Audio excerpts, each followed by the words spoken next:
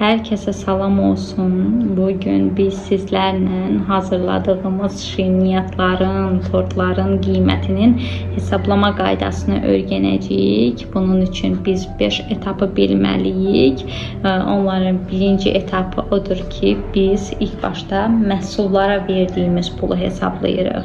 Bunu necə edirik? Yəni bir tortun reseptində nə gedirsə, onu qramajlarıyla hesablayırıq. Misal üçün biz bir torta istifadə edirik. 200 qram un, almışıq 1 kilogram un. Biz 1 kilonu o torta yazmırıq. Bəzən tezə başlayan tortçular, şirniyyatçılar bunu edir. Amma belə eləmək olmaz. Yəni biz sırf 200 qramın qiymətini hesablamalıyıq. Bunu necə edirik? Misal üçün biz almışıq 1 kilo un 1 manata. İstifadə ediriksə 200 qram un. Bunu hesablamaq üçün biz istifadə etdiyimiz qramı vururuq aldığımız qiymətə 1 manata, bölürüksə ümumi qrama, yəni 1000 qrama. 1 kilo eləyir 1000 qram. Bu da eləyir 20 qəpik. Demək biz 200 qram ona vermişik 20 qəpik. Demək pesoğu da, yəni digər məhsulları da qramajlarla bu cür hesablayırıq. Misal üçün pesoğu biz istifadə eləmişik 200 qram, almışıqsə 1 kilogram 2 manata. Yəni eyni qaydada 200 qramı vururuq 2-yə. 2 yəni 2 manat yazılır, 200 kimi yazılır və bölürük 1000 qrama. Biz alırıq 40 qəpik və biz pesoğa isə verdik 40 qəpik, 200 qram pesoğa. Qalan pesoq isə bizə qalır, yəni gələn sifarişlərimizə biz o qalan onu, pesoğu istifadə edə bilərik. Demək, yumurtanı isə biz dənə ilə hesablayırıq. Çünki yumurtanı kilo ilə satmırlar. Ona görə dənə ilə hesablayırıq. Misal üçün bir yumurta 20 qəpikdir. Biz isə istifadə elədik 5 yumurta. Demək, yumurtayı verdik biz 1 manata. Demək, təsəvvür eləyək ki, mən biskvit pişirib satıram və bunun üçün pesoq, yumurta və un lazım olur. Bunun isə biz qiymətlərini hesabladıq. Bu hesabladığımız qiyməti toplayırıq və biz alırıq 1 manat 60 qəpik. 1 manat 60 qəpik biz verdik 5 yumurtadan olan biskvitimizə.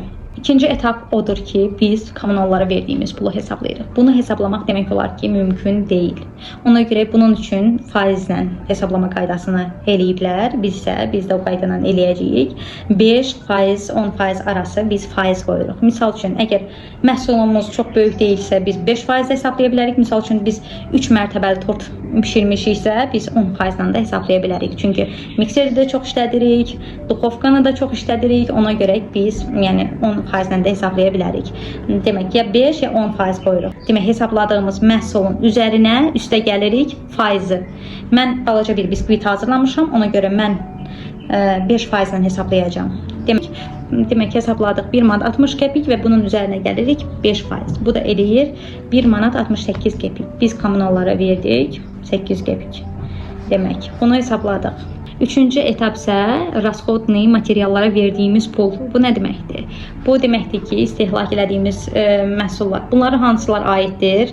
Bunlara mikser, xaladilnik falan aid deyil. Çünki mikseri bir dəfə alırıq və həmişə istifadə edirik. Buna taxta çubuq, yəni biskvitin pişməyini yoxlamaq üçün perqament biskvitin altına salırıq ki, biskvitimizi pişirmək üçün bunu hesablayırıq. Yəni cupcake hazırlayırıqsa, cupcake'in bir dənəsinin qabını hesablayırıq. Yəni bunlar hamısı rasxod elədiyimiz materiallardır. Demək, mən bu biskvitin pişirmək üçün istifadə elədim. Pergamenti alıram, böyüyünü, böyük listini 1 metrənin 1 metrəyə alıram 32 qəpiyə. Onu bölürəm 4 yerə. Demək, bir dənə biskvitə istifadə edirəm 8 qəpiklik pergament və bir dənə biskvitimin pişməyi üçün. Demək, mən istifadə elədim 8 qəpik. Bir də istifadə eləmişəm mən çubuq. Çubuğun 100 dənəsinə mən verirəm 2 manat. Demək, 2 manatı bölürəm 100-ə. 2-ni bölürəm 100-ə alınır 2 qəpik. Demək, mən bir dənə çubuğa verirəm 2 qəpik. Bunu da hesablayırıq. 1 manat 68 qəpiyin üzərinə gəlirik 10 qəpik. Biz bu məhsula verdik 1 manat 78 qəpik.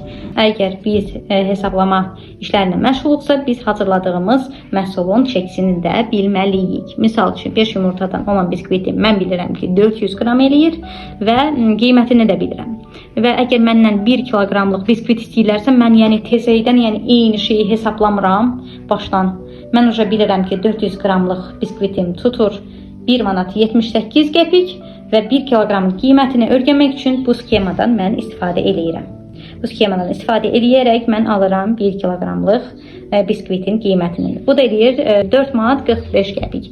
4 manat 45 qəpik biz veririk biskvitin 1 kilosuna. Əgər məndən 1 kilo biskvit istəsələr, demək bunun məhsullara verdiyimiz pulun qiyməti eləyir 4 manat 45 qəpik. İndi isə 4-cü etapa keçirik. 4-cü etapda biz məhsulumuza verəcəyimiz qiyməti hesablayırıq. Ən minimal qiyməti biz 2 verə bilərik. Bu nə deməkdir? Yəni hesabladığımız qiyməti, məhsullara verdiyimiz qiyməti biz vururuq 2-yə. Bu ən minimaldır.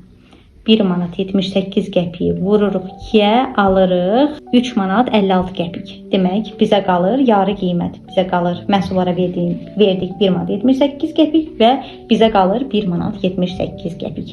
Bu ən minimaldır. Biz bunu 3-ə də vura bilərik. 3 də ən yaxşı 3-dür və daha çox qiymət verə bilərik. Biz bunu 4-ə də vura bilərik, 5-ə də vura bilərik, 6-ya da. Yəni əgər siz məhsulunuzdan, keyfiyyətinizdən əminsinizsə və işiniz mükəmməl alınırsa, siz hər qiyməti verə bilərsiniz. Şəhərinizə, qaldığınız bölgəyə görə qiyməti özünüz təyin edəcəksiniz. Siz bunlara diqqət etmək lazımdır. Demək, əgər biz 3 qiyməti versək, bu da eləyəcək 5 manat 34 qəpik. Demək, əgər 3 qiymətini versək, biz qazanacağıq 3 manat 56 qəpik və məhsullara da 1 manat 78 qəpik verəcəyik. İndi isə biz keçirik 5-ci etapa, upakovka. Əsas məsələ, yəni biz biskviti pişirib belə əlimizdə verə bilmərik ki, biz onu upakovkaya qoymalıyıq, biz onu nətərsə verməliyik. Misal üçün, elə adam var, tortu belə açıqda verir, elə adam qabda verir, yəni qabın pulunu da hesablamalıyıq.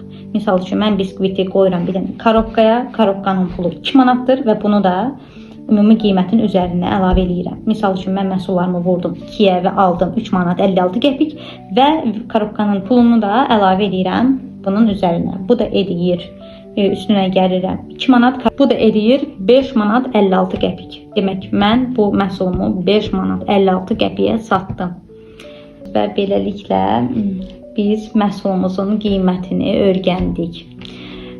Hazırladığınız məhsullarınızı həmişə sevgi ilə hazırlayın, təmiz şəraitdə hazırlayın və əmin olun ki, sizin həmişə müştəri bazanız olacaqdır. Hər kəs sizdən razı qalacaqdır və siz də özünüzdən razı qalacaqsınız. Və əgər siz bizim dərslərə qoşulub tort yığılma dərsini tez sürətlə öyrənmək istəyirsinizsə və tez fəaliyyət göstərmək istəyirsinizsə, mütləq nömrəmlə əlaqə saxlayın. Sizlərlə hər şeyi dəqiqliklə öyrədəcəm və siz tezliklə bir tort ustası kimi fəaliyyət göstərə biləcəksiniz. Tələbələrimin nəticələri olur. İnşallah sizlərin də nəticələri olacaqdır. Sağ olun, özünüzə yaxşı baxın.